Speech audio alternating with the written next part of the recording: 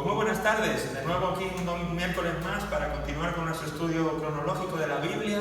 Ya vamos avanzando, estamos llegando no al final del estudio, no al final de la Biblia, pero al final del año. Ya va quedando menos tiempo para que acabe este año, queda poco ya para las vacaciones y veremos al final, quizás lo anunciamos al final, pero probablemente este sea el último estudio de este año, porque ya hay entre fiestas y demás y el programa navideño, quizás ya lo dejemos para enero. Pretendo cubrir todo este material que nos queda. Recuerden que lo habíamos dejado, en cuanto a la historia, lo habíamos dejado en Primera de Reyes 11 con la vida de Salomón. Y como estamos viendo este estudio cronológicamente, no por el orden canónico de la Biblia, sino de una manera cronológica en el tiempo, según van pasando los años, que el libro se hace referencia a esos años. Entonces, en la historia cronológica, que la teníamos aquí, íbamos por el libro de Primera de Reyes, que lo tienen ahí arriba en rosa.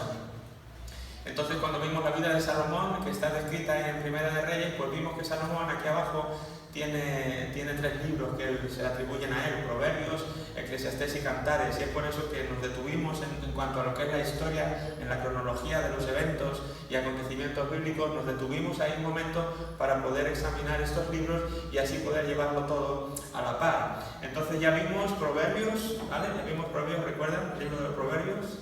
Y estuvimos viendo el miércoles pasado Eclesiastés, un poquito, lo iniciamos nada más. La idea es terminar hoy Eclesiastés y el libro de Cantares, y de esa manera entonces terminar con los 3 libros de Salomón. Y ya entonces, como decíamos, la historia que que traíamos explicando en Primera de Reyes, pues probablemente ya la dejemos para enero, porque así se produce un acontecimiento importante en la historia de Israel. Es como entrar a un nuevo bloque de información y no quedan ya, prácticamente quedan solo miércoles en este año, así que no merecía la pena entrar ahí. Dicho esto, entonces continuamos con el libro de Eclesiastés. Había puesto la tablita esta porque hay personas que no están viniendo quizás por primera vez o no han estado aquí. Entonces esta es la tabla que hemos estado siguiendo. Hemos visto ya toda la parte esta en verde, que son todos los libros del periodo de la pre-monarquía. Después en la parte rosa simboliza la era de la monarquía de Israel. Y después ahí da lugar el exilio en azul, los 70 años, cuando Israel es exiliado, y Judá también son exiliados a Babilonia, es el exilio babilónico de 70 años. Y después de esos 70 años el pueblo regresa otra vez a Jerusalén a reconstruir la nación, y esos son los libros entonces, o el periodo ya post-exílico, después del exilio, y son los libros de Esdras, Nehemías y Esther, los que nos cuentan todo lo que ocurre en ese periodo de tiempo. Así que básicamente esta tabla es eso, es una explicación de todos los libros de la Biblia colocados cronológicamente, y aquí en la parte inferior pues son libros que no aportan cronología, sino que están, digamos, contenidos dentro de la historia que vienen contando los libros de arriba, por eso los tenemos puestos debajo. Y allá en la derecha, en la columna de colores, pues son los distintos profetas, como ven, y depende de dónde fueron enviados esos profetas, si al norte de Israel, si al sur, a la zona sur de Israel, o si fueron a otros países al exterior, o si fueron profetas en el exilio, o después del exilio, pues por eso está con ese código de colores, y están los profetas organizados allí. Los iremos insertando a medida que vayamos viendo la historia, iremos insertando los profetas en su lugar correspondiente según el año en el cual dieron sus discursos proféticos. ¿De acuerdo? Así que bueno, esta es la tapita para situarnos. Decimos entonces que estamos en Salomón y concretamente en el segundo de sus libros, según la Biblia, el libro de Eclesiastés. Así que ese libro estuvimos viendo un poquito, y recuerdan, Eclesia, ¿verdad? Eclesiastés, de ahí teníamos esa palabra. Y el libro hablaba de lo que es la búsqueda del significado y el propósito de esta vida. Era un libro perteneciente a los libros sapienciales. Decíamos que había 3 libros sapienciales, eran el de Job, el de Proverbios y el de Eclesiastés. Y los 3 cada uno lidiaba con una pregunta distinta. ¿Recuerdan? El libro de Proverbios tenía la pregunta del cómo vivimos esta vida, ¿verdad? El Proverbios nos enseña cómo podemos vivir y tomar decisiones. El libro de Job nos da otra pregunta, sería el por qué. El Job es el por qué, ¿verdad? El Job es el por qué. Señor, ¿por qué me ocurre esto? ¿Por qué un justo sufre si está viviendo justamente? ¿Por qué me pasa a mí? ¿Por qué? Es un libro de los porqués. Es cuando Dios lo trata y dice, bueno, ahora siéntate que me toca a mí. A ver, preguntarte a ti. Es un poco el libro de los porqués. Y este último, el libro sapiencial, Eclesiastés, ahora sí, es el libro del para qué, ¿no? ¿Para qué vivimos? ¿Para qué estamos aquí? ¿Qué sentido tiene todo esto? Es como el libro más filosófico de estos libros sapienciales. Y este Eclesiastés o persona que dirigía la eclesía o la asamblea, pues es como este orador que de alguna manera intentaba traer sentido delante de todos estos filósofos, intentar ver este sentido a la vida, para qué estamos aquí. Bueno, pues estuvimos viendo quién era el autor, el género literario, todo esto, ¿verdad? El periodo de la historia. Contenido, énfasis, un pequeño bosquejo que todo trata en torno a la futilidad humana, o sea, a lo vano de esta vida, del para qué vivir. El significado del libro, de dónde venía todo esto y las palabras claves que utiliza el libro, vanidad, debajo del sol, etcétera, etcétera. Y creo que lo dejamos aquí, ¿vale? Les decía yo que fueran adelantando la lectura de este libro, como venimos haciendo, pero que no fueran a tomar ninguna medida drástica en cuanto a la lectura de Eclesiastés, porque si no entendemos, este libro tiene una especie de truquillo, que si no lo conocemos bien, nos puede dar lugar a errores. Podemos estar creyendo que la Biblia nos dice una cosa, cuando en realidad no nos está queriendo decir eso. Uno quiere ser obediente y decir, a ver, si está aquí escrito, es bíblico, entonces yo lo tengo que obedecer. Tenemos que tener cuidado porque, por ser bíblico, no significa que eso mismo tenga el sentido que uno aparentemente a primera vista recibe, ¿de acuerdo? Ahora vamos a ver, porque yo les decía entonces, les dije así de una manera rápida al despedirnos, hace cuenta como si este libro lo hubiera escrito un no creyente, por así decirlo, o en realidad un creyente, pero con una mentalidad de alguien que no conoce a Dios. Entonces es un poco los pensamientos, los razonamientos de cómo una persona que no conoce a Dios entiende esta vida y qué conclusiones entonces saca a la luz de vivir esta vida a espaldas de Dios. Entonces si ahora llegamos nosotros y vemos aquí versículos que esta persona está de alguna manera razonando desde un punto de vista secular o sin Dios, pues pueden dar lugar a confusión, ¿no? ¿Verdad? En versículos ahí que podamos entender o leer, come y bebe, ¿verdad? Que la vida son 2 días. A ver, ¿cómo es esto? ¿No? Hay versículos de ese estilo. Pues qué bien, Señor, que aquí, vamos, venga, en esto es el todo de la vida. No, a ver, lo está diciendo una persona que se está planteando la vida sin Dios. Entonces, si no sabemos esta premisa, en todo el libro va a ser nuestra mente una confusión, como a mí me pasaba en mis primeros años de creyente, por no entender este punto.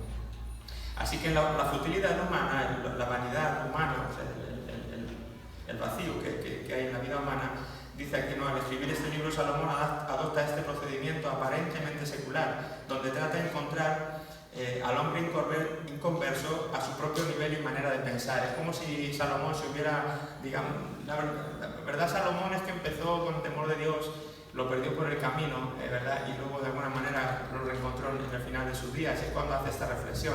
Entonces él sabía de lo que estaba hablando, él sabía lo que era una vida con Dios y lo que era vivir una vida de espaldas a Dios. Y es como si él de alguna manera hubiera querido encontrarse con ese lector no creyente, con esos filósofos que pudiera tener en su asamblea, donde para ellos lo único que cuenta es la vida que haya eso, pues aquí, del sol para abajo, nada más. Y es como si él quisiera ponerse a esa altura de esas personas no creyentes y empezar a razonar con ellos desde ese nivel, para luego al final, es todo como una estrategia, para luego al final dar el salto y dar su conclusión de cómo él realmente ve la vida. Entonces todo el libro es como una preparación para dar al final el mensaje final, la reflexión final de Salomón, después de haber pasado por esta vida y de haber vivido en ella de una manera y de otra. ¿De acuerdo? Entonces, hasta que no lleguemos al final no podemos entrar a conclusiones o a sacar conclusiones o razonamientos válidos para un creyente, porque no lo van a ser. ¿De acuerdo?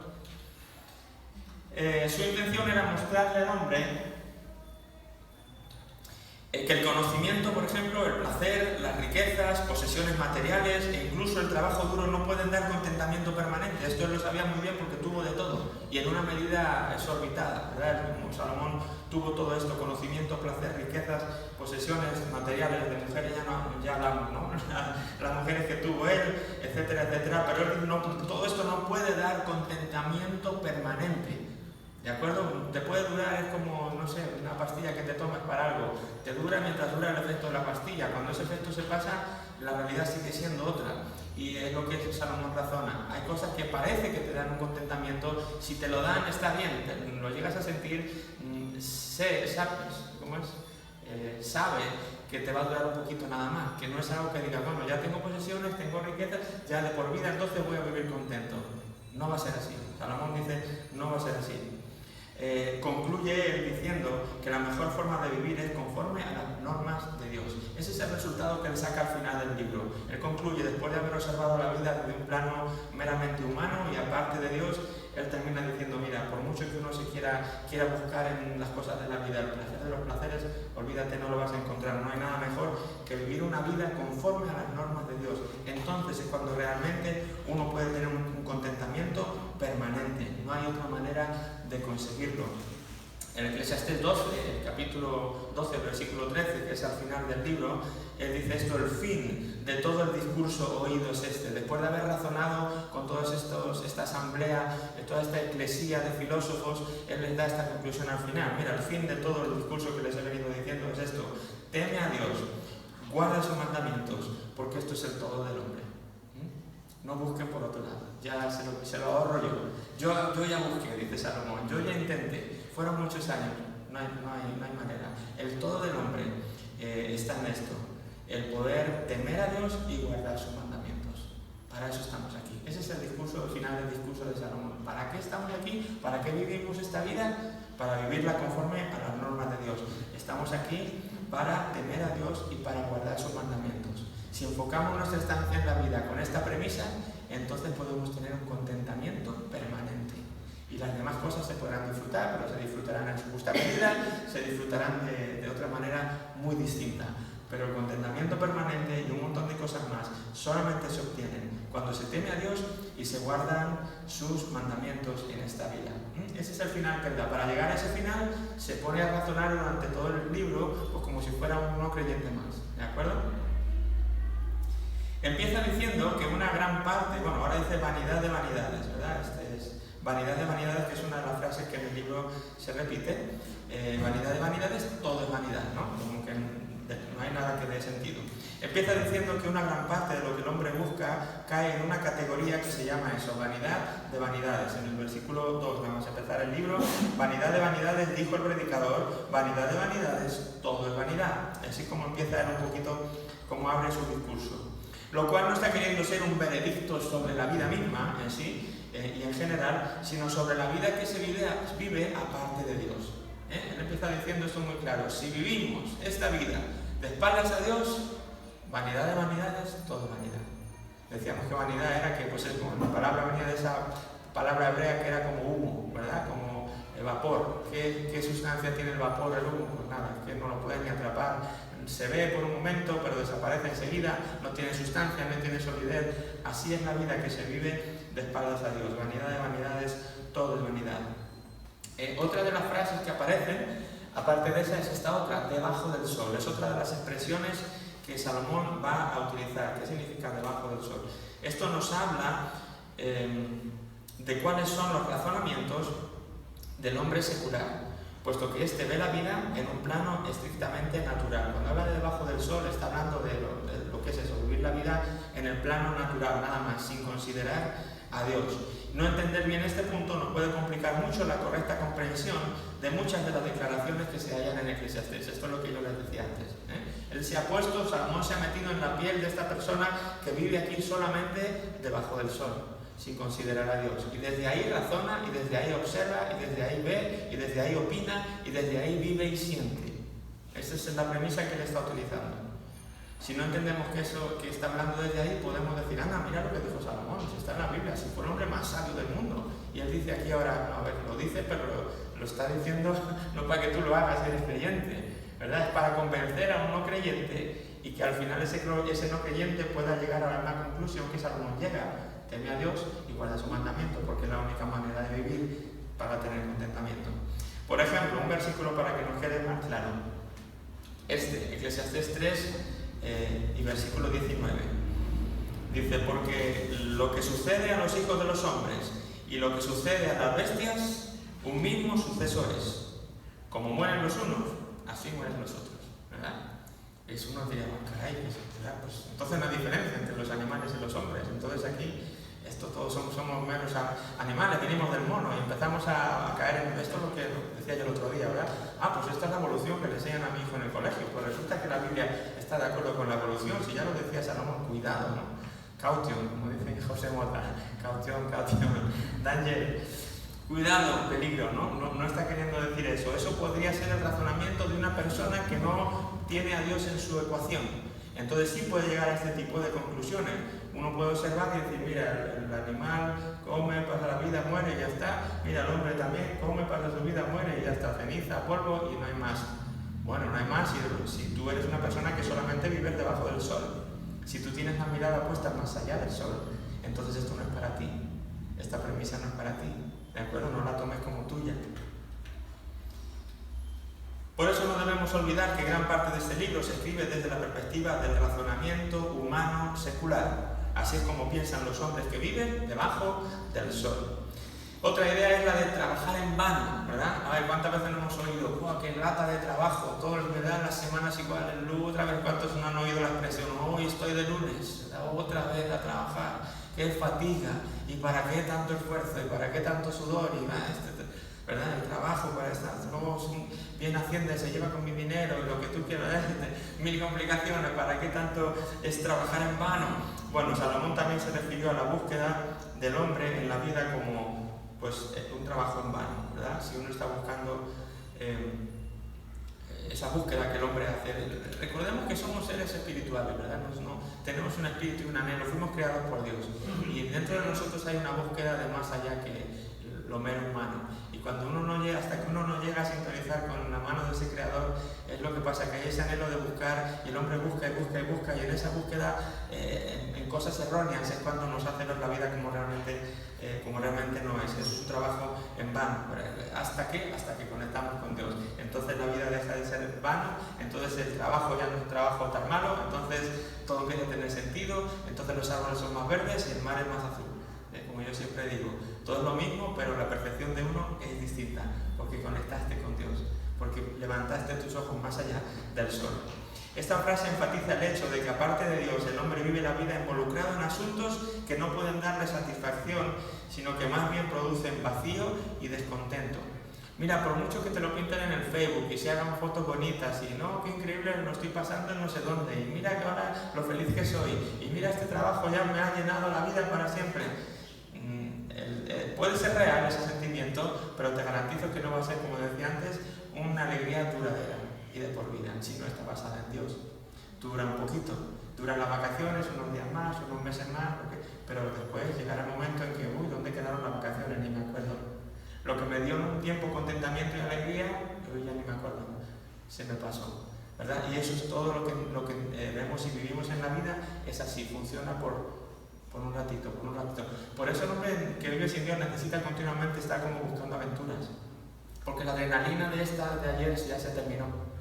Ahora necesito la adrenalina para hoy, y la emoción para hoy, y el mañana. Si no, mañana, ¿qué hago yo, verdad? Si ya la de ayer se acabó, pues entonces tengo que buscar una nueva aventura, y ese sí, porque ninguna de esas aventuras dura para siempre. Ahora, cuando uno encuentra al Señor, resulta que puedes tener aventuras y no tenerlas y las disfrutas más o menos, pero hay adentro algo que cambió tu ser, algo que ya te dio esa satisfacción de decir, tengo vida eterna, mi nombre está escrito en el libro de los cielos, mi vida tiene propósito, etcétera, etcétera. Y ya no dependemos de las circunstancias, ya no dependemos de la adrenalina del momento, ¿verdad? Ahora nuestro vivir es Cristo, ahora nuestra esencia es Él, nuestros ojos están más arriba del sol y todo cambia, ¿de acuerdo? Todo cambia. Pero esto es el razonamiento que Salomón está haciendo para hacerles ver a esta gente, a estos filósofos, que pueden levantar, o que si no levantan más bien su vista más allá del sol, no van a encontrar ese contentamiento que están buscando en la vida. Hay distintas filosofías que en este libro, decíamos que era como el libro filósofo, ¿no? Se podrían denominar a Eclesiastés eso, el libro filosófico de la Biblia, ya que hay una búsqueda de sentido y propósito en esta vida, ¿no? En el propio libro se ven, digamos, estas corrientes. La diferencia de la filosofía de Eclesiastés es que concluye esa búsqueda con una respuesta no filosófica, sino teológica, es decir, en Dios. ¿De acuerdo? Él está como examinando durante el libro todas esas distintas corrientes filosóficas que podremos poner nombre y que ahora las veremos, pero al final dice, mira, es que ninguna de ellas, el hombre, puede encontrar esta satisfacción permanente, este gozo interno permanente, que aun yéndote las cosas mal, tú no sabes por qué, pero tienes el gozo del Señor. ¿Cómo explicas el gozo del Señor en medio de una situación que no acompaña? Pues eso, es el gozo del Señor. Y no está basado en la alegría pasajera que encuentro en las experiencias que me da la vida. Entonces hay diferentes filosofías, distintas filosofías, que a lo largo de la historia han sido prominentes y que es posible detectar en este libro, si bien todas ellas quedan superadas por su mensaje. Por ejemplo, el pesimismo. El pesimismo es una filosofía, yo no estudié filosofía ni soy un experto en esta materia, pero es aquí un resumen, una filosofía que tuvo su mejor representante en Arthur Schopenhauer en 1788 y 1860, hasta 1860, que enseñaba que la vida es una lucha continua, insaciable deseo y perpetuo dolor por la imposible satisfacción de nuestras aspiraciones. Entonces eso hacía hundirte en un pesimismo de decir, caray, es que por mucho que uno esté luchando y que esté queriendo desear cosas, es que eso nunca me llena, es que eso nunca me va a dar a mí, no aplaca mi dolor, no me calma, ¿no? Entonces te hace como caer en al final decir, mira, pues ¿para qué busco? ¿Para qué hago nada? Mejor me quedo aquí, y entras en un pesimismo que te lleva pues, a la depresión de nuestros días probablemente, ¿no? Entonces, en muchas partes de este libro vamos a encontrar esa filosofía. No es que Salomón esté abogando por ella, no es que Salomón te la esté ofreciendo para ti como creyente, que la incorpores a tu vida, ni mucho menos, pero él la está diciendo que es parte del proceso de la vida de aquel que busca el sentido en la vida y no teniendo en cuenta a Dios. Se va a encontrar con el pesimismo, se va a encontrar con esa filosofía. ¿Con qué otra filosofía se va a encontrar? Es esta, el existencialismo. Es una filosofía que dice marcó el siglo XX y alcanzó su apogeo por la crisis suscitada por las dos guerras mundiales, teniendo como representantes destacados a Heidegger, a Sartre, a Marcel y a otros. La pregunta que late en este sistema es ¿para qué existo? ¿De acuerdo? Esa es una pregunta que, como decíamos antes, nos la hacemos primeramente porque nos crearon, ¿verdad? Y uno se dice, ¿yo por qué estoy aquí? ¿Y para qué estoy aquí? Pero nunca vamos a poder dar una buena respuesta a esa pregunta si no consideramos a Dios en la ecuación. Es lo que Salomón nos viene diciendo al final. Pero él la deja caer también, él tiene que razonar con toda esta eclesía de filósofos y claro, él incluye un montón de estas filosofías en sus discursos y en su razonamiento que tiene durante el libro. El hedonismo es otra de las filosofías que aparecen, la filosofía que enseña que el propósito de la vida es la felicidad. ¿De acuerdo? Yo creo que esta está muy permanente en nuestros días, no sé qué opinas tú. Pero hoy como pareciera que la gente sigue buscando eso. Mira chicos, lo importante es que tú seas feliz. ¿No les han dicho eso? Continuamente, lo importante no importa lo que hagas, el caso es que tú eres feliz, pues ya está, ¿verdad? Eso es lo que importa en esta vida. Si al final son 2 días, si al final no vamos a morir igual, pero mira, si te mueres, que te mueras feliz, ¿verdad? Y pareciera ser la máxima, o lo que a la máximo que tiene que aspirar el hombre es a buscar esa felicidad. Bueno, eso es una filosofía que se llama hedonismo, ¿de acuerdo? Entonces, enseña que el propósito de la vida es la felicidad, consistiendo tal felicidad en la obtención del placer y la evasión del dolor. Tú no sufres, ¿verdad? Tómate algo que anule tu dolor para que seas feliz. Es evidente que además de un hedonismo filosófico, hay un hedonismo práctico que está en auge en nuestro tiempo, como decía, ¿verdad? Y muchas veces pues, la gente lo lleva a esos extremos, ¿verdad? El alcoholismo. ¿Por qué? Pues una cosa que alivia mi dolor, me olvida de mis problemas, y como que me da el puntito ese de felicidad que yo no tengo. O de ahí ya pasamos a las drogas o pasamos a cualquier otra cosa que a mí me evite el dolor, pero es un engaño porque realmente eso luego te está causando otro dolor mayor que el que tenías antes de entrar en el alcoholismo o entrar en las drogas o entrar en otras maneras de intentar dar rienda suelta a esta filosofía del hedonismo, que lo importante es que yo no sufra y que yo sea feliz. Ese es el todo del hombre. Bueno, Salomón no dice eso. Salomón dice que el todo del hombre es que tú temas a Dios y guardes sus mandamientos. Entonces tendrás una vida feliz. ¿Sí? Con una verdadera felicidad, no una felicidad transitoria y pasajera. Todo esto les está hablando Salomón a sus oyentes. Otra filosofía, el agnosticismo. El agnosticismo dice que es la filosofía que enseña que nada se puede saber con certeza aparte de lo que experimentamos. O sea, si yo no lo experimento, entonces no tengo la certeza de que pueda existir. Todo el conocimiento procede de nuestros sentidos y de nuestras facultades, quedando sujeto a la duda cualquier otro que venga de otra parte. Por eso el tema de Dios, ¿verdad? Como quizá no lo puedo tocar, no lo puedo percibir, ¿no? Pues es el tema de tomar, ¿no? Esta de tomar, Señor, si yo no meto los dedos en la llaga, si no toco las heridas, no, conmigo no cuentes para creer esto. Bueno, pues aquí estoy, Tomás. Mira mis manos, mira, ¿verdad? Ay, Señor, ahora. Jesús le dice, bueno, tú porque viste, creíste. Bienaventurados aquellos que sin ver crean. ¿Verdad? Esa es la bienaventuranza a la que tú y yo estamos llamados, a no tener que experimentar, a no tener que que palpar y tener que involucrar los sentidos para creer, sino que saber que hemos sido llamados por fe y que el justo por la fe vivirá y no por los sentidos y no por los sentimientos. Así que cuando alguien te diga, es que a Dios no le puedes tocar, no lo puedo tocar, pero ¿sabes lo más bonito? Que muchas veces sí le vas a sentir. Es como el viento, tú no lo puedes tocar, pero cuando está esa visita tú la sientes, sabes que está ahí y Dios es igual. Así que él está hablando también a esta corriente filosófica del agnosticismo, también habla del materialismo, que es la filosofía que enseña que la realidad última es la materia, no hay nada más que lo material y en última instancia todo queda reducido a esa entidad, que es el origen y fin de todo. ¿De acuerdo? O sea, somos polvo, del polvo hemos creado, o sea, al polvo volveremos, esto es materia, esto es... y ya está, no hay nada más, ¿no? Bueno, eso es lo que la gente debajo del sol puede pensar, es una de las filosofías que la gente debajo del sol puede seguir o puede pensar, y por tanto Salomón le está dando cabida en todo este preámbulo de su libro que está haciendo para luego llegar al capítulo 12 y entonces ya dar su conclusión o su salto, ¿verdad? A lo que él llega al final a reflexionar después de analizar todo esto. Aunque el libro de Eclesiastés se detiene en estas filosofías y considera su valor, pareciendo a veces que el autor las estima, incluso las valora como si fuera la respuesta definitiva al gran interrogante de la vida, es evidente que al final la teología es lo que supera todas las filosofías, ¿sí? Al final Salomón recurre a la teología para dar respuesta a esto del para qué, ¿de acuerdo? Porque ha demostrado a toda su audiencia que a través de las filosofías no se puede llegar a lo que el hombre está realmente buscando. Y como dice aquí, a veces parece que el autor las estima o las valora, ¿verdad? Se involucra tanto con ellas y quiere como conectar tanto con su audiencia que a veces está uno pensar que Salomón realmente está defendiendo estas posiciones y defendiendo estas distintas filosofías, pero no es así, es solamente como un trabajo, como ese abogado cuando está defendiendo un caso, que empieza a prepararse todo el caso para luego al final te lanza esta pregunta que ¿verdad? Es todo un trabajo de construcción primera que hay.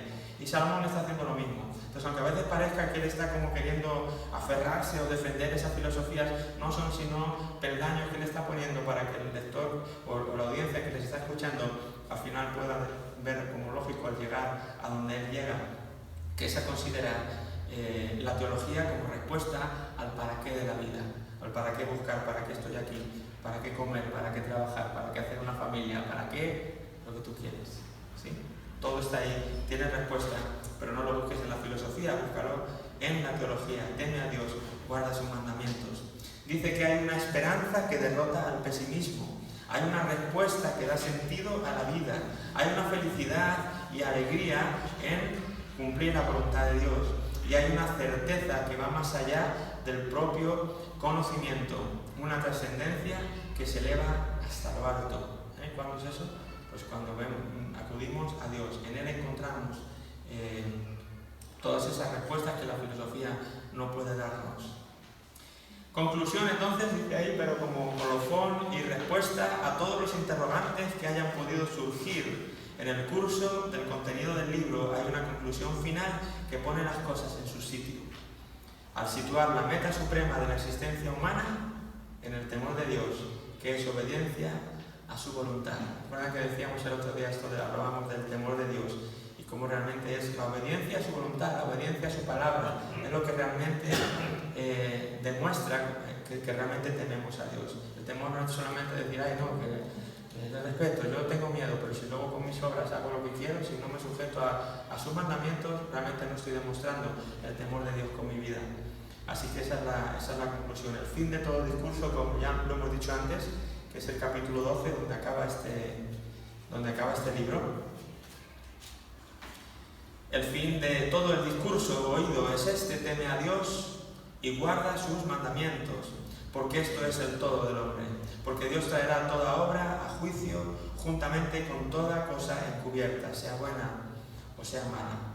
Así que ese es el resumen al que llega Salomón después de haber dado cabida o haber podido analizar un poquito todas las distintas filosofías. En esto consiste el todo, es decir, la plenitud de la vida del hombre, teniendo en cuenta que hay una remuneración personal final, resultado del juicio de Dios, ¿sí?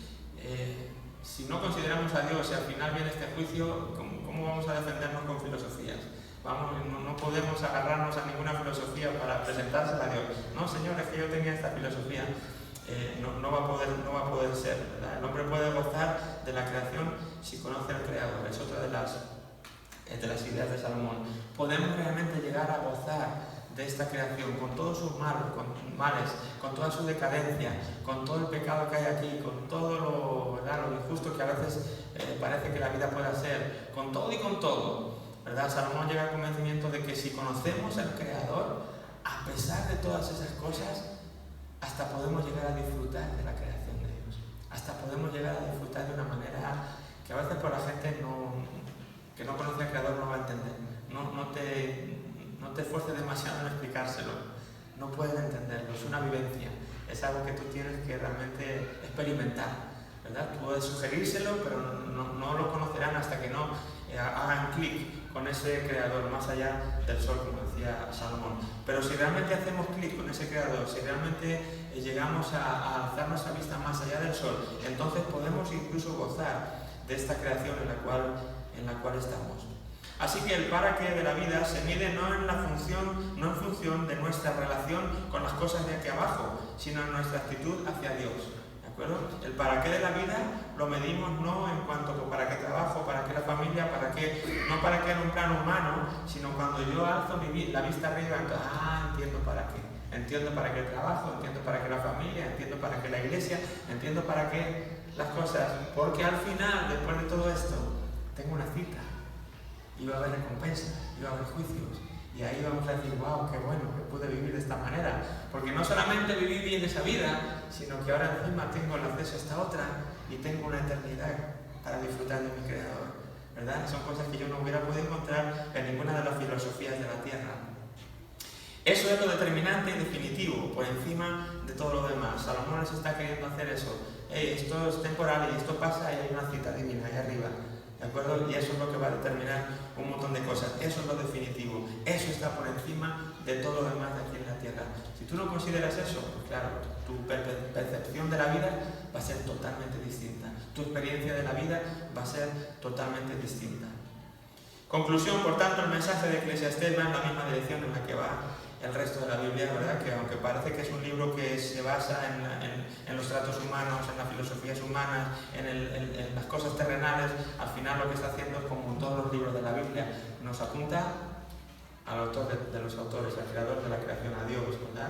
Y nos hace ver eso, que sin Él nada tiene sentido, que Él sigue siendo el protagonista de nuestras vidas, que de Él es donde recibimos todo y que en Él es donde tenemos que poner nuestra mirada para todas las cosas. ¿De acuerdo? ¿Se entiende Eclesiastés? ¿Entienden el intríngulis de este libro? ¿Verdad? Que no podemos, como decíamos, Señor, a ver qué tienes para mí hoy. Abrimos la Biblia, Eclesiastés 4 o 7, ¿verdad? Y lo lees así sin más. Cuidado, porque te puedes meter en problemas. ¿De acuerdo? Si entendemos esto, entonces es muy diferente. Vale, ya sé quién está hablando, cómo lo está diciendo y por qué lo está diciendo, ¿verdad? Entonces, entiendo ese contexto y eso me evita posibles errores a la hora de la interpretación y de la aplicación. Recuerden que la Biblia la leemos no para leerla solamente, la leemos para saber interpretarla y la interpretamos para poder aplicarla en nuestra vida. Ese es el fin del todo. Si no aplicamos, la Biblia está bien, leer la Biblia está bien, pero está incompleto. Leo e interpreto para aplicar. Es en la aplicación de la palabra donde tengo la bendición. ¿De acuerdo? Entonces, claro, si no he hecho una buena observación, una buena interpretación, voy a hacer una mala aplicación. Y eso es más peligroso. Así que, pues nada, eso es lo que debemos de saber de este libro, porque es una característica que prácticamente ningún otro libro de la Biblia tiene. ¿De acuerdo? Es el único que se escribe, digamos, con este enfoque o de esta manera. Por eso es tan especial o tan particular y debemos saberlo. ¿De acuerdo? ¿Está claro? ¿Hay alguna pregunta que tengáis por ahí que no hayáis entendido, que necesite más aclaración? ¿Algún comentario que queráis hacer al respecto?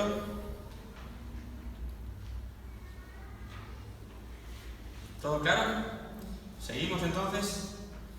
Bueno, pues voy a pedir por favor que me cambien las diapositivas del fondo.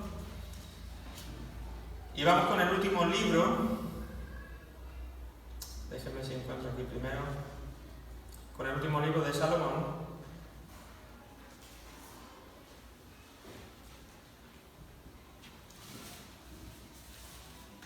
El Cantar de los Cantares. El Cantar de los Cantares es un libro pequeñito, no tiene muchas páginas, mi Biblia tiene 3 hojas nada más. Es un libro de los que cuesta encontrar, los hay peores, ¿verdad? Hay algunos profetas menores por ahí más complicados que Cantar de los Cantares, pero bueno, es cortito el libro, no tiene tanto material como otros. Probablemente tampoco han oído muchas predicaciones del libro de Cantar de los Cantares. ¿Cuántos recuerdan la última predicación del Cantar de alguien que predicó sobre el Cantar de los Cantares? Pocas veces, ¿verdad? No es un libro muy recurrido, no es un libro que se usa frecuentemente en las predicaciones de nuestras iglesias, pero está aquí, en la Biblia. Y es igual de válido que Mateo, que Lucas, que Romanos, que cualquier otro de los libros, pero lo que estamos intentando hacer, una vez más, es saber su esencia, su contenido, el por qué está aquí y qué podemos aprender de él, ¿vale? Y eso es lo que nos proponemos hacer en estos 15-20 minutos que nos quedan de clase, ¿vale?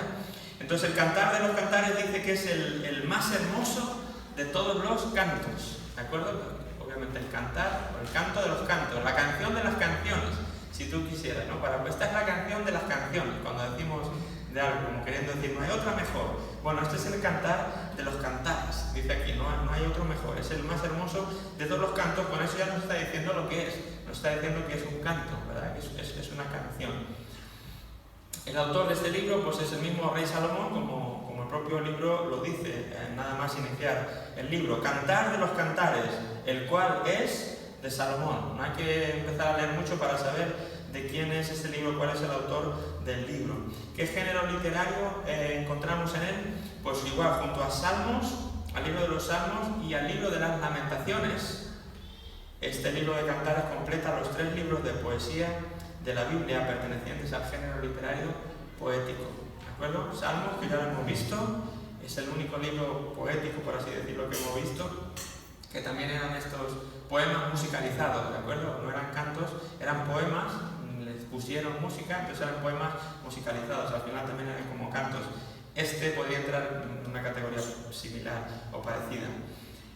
Poético, y junto al libro de las Lamentaciones, que son las Lamentaciones de Jeremías, ¿recuerdan? Ya llegaremos al profeta llorón, y todos sus lamentos, sus lamentaciones también están escritas en un género poético, ya las veremos, es el único que nos queda de estos libros poéticos por ver, aparte de este de Cantares. El periodo de la historia, pues probablemente dice que fue en los 3 primeros años del reinado de Salomón, alrededor del 960 a.C., puede ser la fecha en la que se compuso el libro. ¿Y qué contenido tiene? ¿Qué nos cuenta el libro? Dice que es un poema de amor de varios episodios, celebrando el amor sexual entre un hombre y una mujer. No podemos leerlo con la mente carnal si queremos entender verdaderamente su mensaje, porque es un mensaje espiritual. Ese es el contenido del libro, ¿verdad? Algunos así, pero como que les da vergüencilla a leer el libro, ¿no? No pasa nada. La sexualidad la creó Dios, la sexualidad entendida y en su contexto es una cosa que viene de Dios, que es buena, que es para disfrutar. El pueblo Dios la creó, por lo tanto no hay que avergonzarse, no hay que, no pasa nada, ahí está, es bíblico. Entonces el énfasis es el amor que se tienen una mujer y un hombre. También habla de la naturaleza insaciable del amor puro, el deleite y el anhelo que el amor puro suscita en ambos, el uno por el otro. Todos estos son énfasis que hay dentro del libro, y un pequeño bosquejo podría ser este que hemos puesto ahí. Ya saben que estos son sugerencias, ¿no? Bosquejos. Ahí podrás encontrar distintas maneras de bosquejar un libro, pero bueno, aquí les he puesto esta. Por ejemplo, podríamos ver una primera etapa como si fuera el noviazgo de una pareja o la preparación para el matrimonio, y sería del capítulo 1 y el versículo 1 hasta el capítulo 3 y versículo 5. Después sería la consumación, donde la satisfacción dentro del matrimonio sería del 3:6 hasta el capítulo 5, versículo 1. Y luego el compromiso, que son las realidades, ¿verdad?, que se viven luego dentro del matrimonio, del capítulo 5 al 8 hasta su final. ¿Cuál es el significado del libro? Entonces es un canto, como ya hemos dicho, el más hermoso de todos los cantos, y como su propio nombre así lo indica, no es un canto más. Ocupaba un lugar preponderante entre los hebreos por tratarse de uno de los más bellos de la época. Quizá nosotros pues no llegamos a ver esa belleza, a veces nos cuesta verlo porque están las traducciones, están la cantidad de años que han pasado desde que este libro se escribió, y pues todo eso quizá nosotros no llegamos a apreciarlo, pero si nosotros fuéramos hebreos y estuviéramos en la época en la que Salomón escribe esto, probablemente hubiéramos dicho, ¡wow! Increíble. Oye, imagino que todos hablarían, oye, ¿has oído el cantar este de Salomón? No, lo tienes que oír. Sería un trending topic de estos que hay ahora, ¿no? En nuestros días. Estaría ahí en el Twitter y en el retweeter y en todas estas cosas. El canto de Salomón, el cantar de los cantados, más hermoso, ¿no? Era algo wow, porque fue algo impresionante, marcó época. Es como aquí, yo no sé, los Beatles o gente así, ¿no? Que en su época era un furor, fue un fenómeno, fueron unas canciones que wow, ¿no? Revolucionaron, que traían lo que tú quieras, era un fenómeno. En su tiempo el cantar de los cantares pues obviamente era algo parecido, y quedó aquí en la palabra de Dios para que tú y yo podamos leerlo hoy. Así que aunque no apreciemos quizá esa belleza por estar muy distante en tiempo, en lenguaje y demás, sí nos vamos a quedar con el contenido, ¿verdad? No solamente con la belleza. La palabra clave entonces de este libro, pues obviamente sería la palabra amor. La palabra clave de este libro sería amor. No el amor ágape, en este sentido, a veces muchas veces hemos hablado del amor ágape. Yo les decía, cuando la Biblia habla de amor, a veces en griego tiene distintas palabras. Está ágape, que es el amor de Dios, pues está eros, que es el amor, este tipo de amor, el amor del erotismo, erótico, entre un hombre y una mujer, ¿verdad? El amor sexual. Este es el amor del que está hablando este libro. Y hay diferentes teorías sobre el mensaje que este libro nos da. De todas las teorías existentes en cuanto a la interpretación de su mensaje, porque la cosa está, bueno, ¿y cómo interpreto yo este mensaje, no? Que nos habla un poco con tanta descripción gráfica y de detalles de cómo un hombre ama a una mujer y cómo se deleita él en ella o ella en él, etcétera, etcétera. ¿Qué saco yo en claro con todo esto? ¿Cuál es el mensaje espiritual que le encuentra a este libro y demás, verdad? Entonces dicen que podemos resumir que hay como dos modos de poder entender este libro, y algunas personas lo entienden de una manera, otros lo entienden de otra, y otros hacen un combinado de las dos. Pero bueno, las dos formas de entender el libro serían o entenderlo de modo alegórico, como si esto fuera solamente una alegoría, o entenderlo de modo literal, o sea, como diciendo que dice lo que ahí dice. Entonces algunos defienden una teoría, algunos defienden otra teoría. Al final tú tendrás que definir cuál es tu teoría, cómo entiendes este libro y cómo lo quieres abordar y cómo lo quieres entender, ¿vale? Pero podrías estar entonces decantarte entre una de estas dos.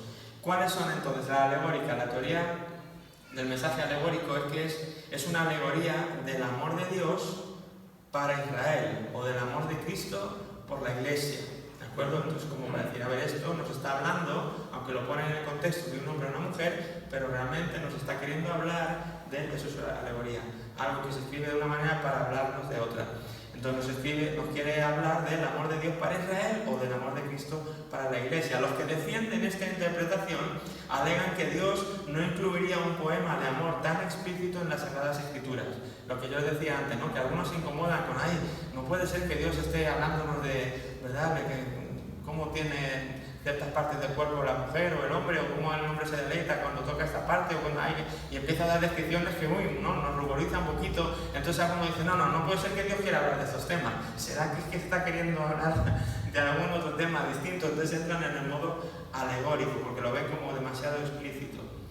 Bueno, la interpretación judía, por ejemplo, dice que los judíos dicen que este libro habla acerca del amor entre Jehová y su pueblo. Dicen que esta canción de amor está dirigida al remanente de Israel, que muestra la relación creciente de Dios y su pueblo, que primero son novios y que luego se hacen esposos.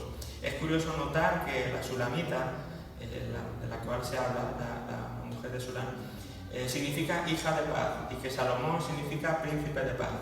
Entonces, bueno, eso es un detalle ahí como que hace match, ¿no? Como que emparejan bien uno con otro. Entonces los judíos interpretan esto como que es una alegoría para referirse al amor que Dios tiene por su pueblo, que está como en fase, primero siendo un amor de novios y luego de esposos. Bueno, pues esa es una teoría que hay circulando. Otra sería la interpretación de la Iglesia. La Iglesia interpreta o dice que este libro habla acerca de la unión entre Cristo y su novia, que es la Iglesia. Dice que Cristo un día regresará por su novia y se la llevará al cielo y se casará con ella. Entonces esto no hay que entenderlo de un modo literal, sino de un modo alegórico, como Cristo amando a la Iglesia, que es la novia. Luego está la interpretación personal, que dice esta teoría dice que podemos ver el libro desde un punto de vista espiritual, ¿de acuerdo? Espiritual. Dice que este libro nos revela que podemos tener una comunión íntima con Dios, como la que tiene el amante con su amada. Él es el amante de nuestras almas. Entonces, sea la judía, sea la de la iglesia, sea la personal, todas estas entran en la categoría alegórica, ¿verdad? Donde decimos, no está queriendo hablar de los pormenores del matrimonio, sino que nos está queriendo hablar de este otro asunto más espiritual. Bueno, pues como digo, hay diferentes teorías dentro de esta interpretación alegórica. La otra interpretación, entonces, que no es la alegórica, hemos dicho que sería entonces la interpretación literal.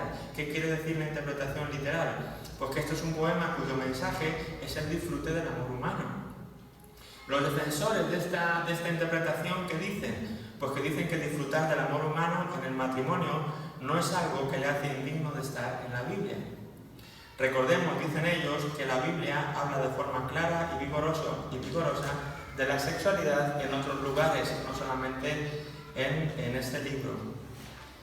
El sexo bien usado es un gozo y es una bendición. En el Proverbio 5, de los versículos 15 al 19, nos habla del sexo, en Hebreos 13 y 4 también, aunque no está muy explícito, pero sí da referencias a lo que es esto, el gozo de poder y la bendición de disfrutar de una relación sexual con un hombre o con una mujer, obviamente en el contexto del matrimonio, ¿vale? No sé si lo he dicho, pero obviamente la Biblia lo afirmaría dentro del contexto del matrimonio, y si está fuera del contexto del matrimonio, entonces olvídate, ¿no? Ya no hemos empezado la casa mal. Pero dentro del concepto del matrimonio, pues entonces sí, hay un sexo que bien usado es un gozo, es una bendición, es algo que viene de Dios. Ahora, mientras que el torcido uso del sexo pues conlleva dolor y tristeza, ¿de acuerdo? Cuando usamos eso que viene de Dios, como siempre el enemigo hace, ¿no? Algo que Dios da, él se apodera de ello, lo retuerce, lo cambia, lo ensucia y entonces hace de él un instrumento que no es para lo que en principio fue creado. Entonces está toda la industria pornográfica y todas las relaciones fuera del matrimonio y todos los dolores de cabeza, que eso que en principio era bueno, pues al final se convierte en algo malo. Así que eso también hay citas en Proverbios que hablan de esto, en 1 Tesalonicenses, no me paro a leerlas, pero ahí las tienen para que luego en casa, si lo quieren hacer, lo puedan hacer. Entonces ahí, hablando de las teorías sobre su mensaje, todavía dice, y debería entonces mantenerse en la Biblia la historia del incesto de Lot con sus hijas y excluirse el amor de Salomón para con su recién casada esposa. Esto es lo que siguen diciendo los que afirman que esto es algo literal, que no es para interpretarlo alegóricamente. No dicen, si como dicen los otros, los alegóricos, ¿cómo va a meter Dios una historia así como de amor tan explícita? Ellos dicen, bueno, ¿y por qué no ha evitado otras historias que tienen que ver con el sexo y con la sexualidad, pero que son sucias, pero que son dañinas y no las ha evitado de la Biblia? ¿Por qué evitaría una relación que bien entendida dentro del matrimonio puede ser un disfrute? Entonces es una defensa que lo que hacen los defensores de la teoría literal, ¿no? De la interpretación literal. Hay diferentes teorías, como digo, también sobre esto, ya sea alegórica o sea de la otra. Dice aquí, estamos hablando de la teoría del rey pastor, ¿no? Que es esto. Los que quieren ver si esto es realidad o si fue solamente un canto, bueno, dicen esto. Hay una teoría que es esta, que el rey Salomón se enamoró de una mujer de Sulam, del campo, que no sabía que era el rey. Bueno, esto es una historia parecida a donde yo vengo, en Aranjuez. Hay una historia de la casita del labrador, otro día se las contaré, pero ahí hay una casita en uno de los jardines muy bonitos de Aranjuez que habla un poco de algo parecido a esto. El rey Salomón entonces se enamora de una mujer del campo que no sabía esta mujer que él era el rey. Salomón se ganó el corazón de la mujer y ella se enamoró de él. Él fingió ser un extranjero que se dedicaba a pastorear ovejas. Por varias razones tuvo que irse durante un tiempo, pero prometió que regresaría. Cuando lo hizo, traía con él mucha pompa, pues ya regresó como rey y se llevó a la muchacha y se casó con ella. Algunos dicen que esta teoría pues que fue así, que es la realidad de lo que le ocurrió a Salomón y que por eso escribió este canto. Otros hablan de la teoría del pastor, que dicen que el amor que hubo entre un humilde pastor de ovejas y una mujer de Sulán, que estaban enamorados. Aunque el rey Salomón trató de ganar a esa mujer para su harén, llevándosela al palacio, ella siguió suspirando por su amado y anhelando estar con él, por lo que el rey no tuvo más remedio que dejarla salir para que regresara a los brazos de su amado. Entonces de ahí se inspiró para escribir este canto. Bueno, pues eso es otra de las teorías. No sabemos cuál de estas es la certera, pero son distintas teorías que circulan por ahí, y que bueno, pues puede ser una, puede ser otra, pero al final lo que queremos ver nosotros es el contenido, no tanto la historia detrás del canto. El canto refleja, ya estamos acabando, ¿vale? Estamos terminando, queda muy poquito, solo la conclusión. El canto refleja los sentimientos de uno que ama y su amada, ¿de acuerdo? Es decir, un novio y una novia. A pesar de un lenguaje inusualmente gráfico y sensual en la descripción, no hay rasgos de una lujuria inadecuada, ¿de acuerdo? Aunque parece un poco explícito, pero la verdad es que tampoco traspasa unos límites muy que digas tú, ay, por favor, esto hay que cubrirlo, ¿verdad? Esto no hay que taparlo, que no lo lean los niños o que no, ¿verdad? Tampoco llega a ningún extremo donde se ve una lujuria inapropiada. Está expresando realmente la realidad de un amor, de un amado, de alguien que ama a su amada, de una amada que ama a su amado en la humanidad, en lo humano, dando rienda suelta al amor dentro de un contexto como es el matrimonio, como ya he dicho antes. Y si bien el canto desvanece toda idea de celibato y ascetismo como un ideal, no presupone las relaciones sexuales fuera de una relación matrimonial, como ya hemos dicho antes, ¿no? No está hablando de que esto sea permitido para cualquier pareja de novios, no está hablando de que esto sea una conducta apropiada para cualquiera que ame a su novia o cualquier hombre que ame a una mujer. Obviamente se está entendiendo dentro del contexto de un matrimonio, como el hombre puede disfrutar de la mujer y la mujer del hombre dentro del contexto del matrimonio, y que el sexo está ahí pues porque Dios lo creó. Así que a primera vista, el Cantar de los Cantares es una enunciación bella e impactante del amor humano. Sugiere que toda la vida, incluso la sexualidad humana, es santa porque Dios lo creó. Dios creó la sexualidad, como decía antes. La atracción que un hombre siente a una mujer, que una mujer siente hacia un hombre, está ahí porque Dios la puso, ¿de acuerdo? Y el deseo de poder conocerse, de jugar y dar rienda suelta a este amor, pues dentro del contexto del matrimonio es algo que Dios puso ahí, para deleite el uno del otro, para disfrute el uno del otro, ¿verdad? A veces como hemos tenido esta idea de un Dios tan aburrido y de un Dios tan juez y de un Dios tan con la barba ahí arriba, pues como que no te imaginas, ¿no?, que de él pueda salir algo así, pero yo creo que nos vamos a llevar muchas sorpresas, ¿no?, cuando realmente le veamos cara a cara y de ver que realmente Dios es un Dios que nos entiende, que nos comprende, que Él cuando estuvo aquí tuvo sentimientos, que Él lloró, que Él se preocupó, que Él pasó hambre, fatiga, etcétera, etcétera, ¿no? Y entonces, bueno, pues es algo que ahora, como digo, yo se lo he hecho ahí delante, les he expuesto las diferentes teorías, los diferentes modos de ver este libro. Ahora cada uno dirá, no, pues yo me siento más a gusto con el modo alegórico y seguir pensando que esto es lo que Dios le dice a él. Pues perfecto, no va a pasar ningún mal. No hay doctrina con lo que está tratando este libro, es una poesía, es una reflexión, si quieren verlo de una manera bella, sobre la sexualidad y el amor humano. Y algunos dirán, pues está bien, yo no tengo problema en verlo como algo literal y que a Dios le parezca bien que en el ámbito del matrimonio el hombre pueda disfrutar de la mujer y la mujer del hombre y lo pasen bien y tengan buenos ratos, ¿verdad?, de intimidad. Pues genial, ¿verdad? Son las dos teorías que hay ahí, tú puedes elegir el modo que quieras y yo creo que no vas a hacer mal ni con uno ni con otro, ¿verdad? Que Dios ponga en tu corazón la mejor manera de entender este libro. Bueno, pues hasta aquí hemos llegado. Yo tengo aquí la 21:00, o sea que no he podido ser más exacto, ¿verdad? Hemos aterrizado justo en hora. Quiero despedir este tiempo por si alguien ya se tiene que marchar y dejo las preguntas para después, ¿vale? Así que vamos a hacer una oración para despedir este tiempo. Les encargo que sigan orando por Adelaide en sus casas, ¿verdad? Hasta que sepamos más noticias, se lo haremos saber cuando sepamos alguna cosa. Pero alguien que despida este tiempo, por favor, alguien que quiera levante su voz ahí donde esté en alto y que despida este tiempo dando gracias a Dios por habernos permitido estar en su palabra. ¿Quién quiere hacerlo? ¿Quién quiere orar?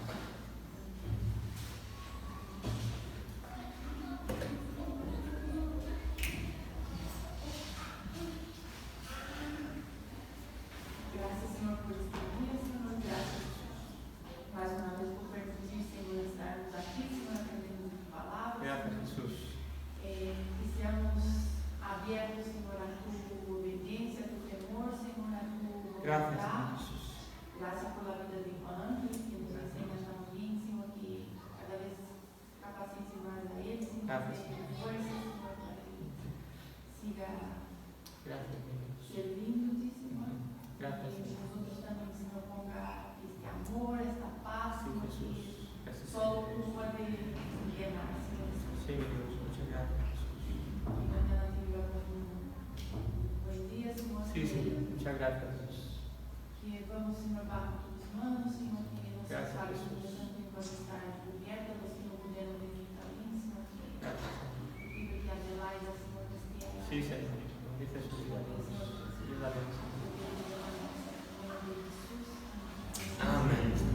Muy bien, pues entonces confirmar lo que les decía al principio. Como hemos cubierto todo el material, este es el último estudio del año, ¿vale? Es el último día de estudio, el último miércoles que tenemos estudio. Vacaciones de Navidad para todos, felicidades por los que vienen habitualmente. Sigan así, pónganse al día, aprovechen para ponerse al día, quizá ahora de los días que no han venido, todos los vídeos que están grabando están en YouTube, ahí pueden acceder, si algunos se lo perdieron, se pueden poner al día, etcétera, etcétera.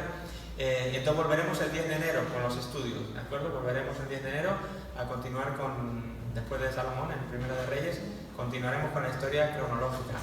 Así que no vengan el miércoles que viene, ¿vale? Que no va a haber estudios. Lo diremos el domingo de todas formas, pero por si acaso alguno no está, ya lo avanzamos hoy, ¿vale? Pues nada, que Dios les bendiga, gracias por estar aquí y salúdense unos a otros. Bendíganse. Perdón, hay aquí una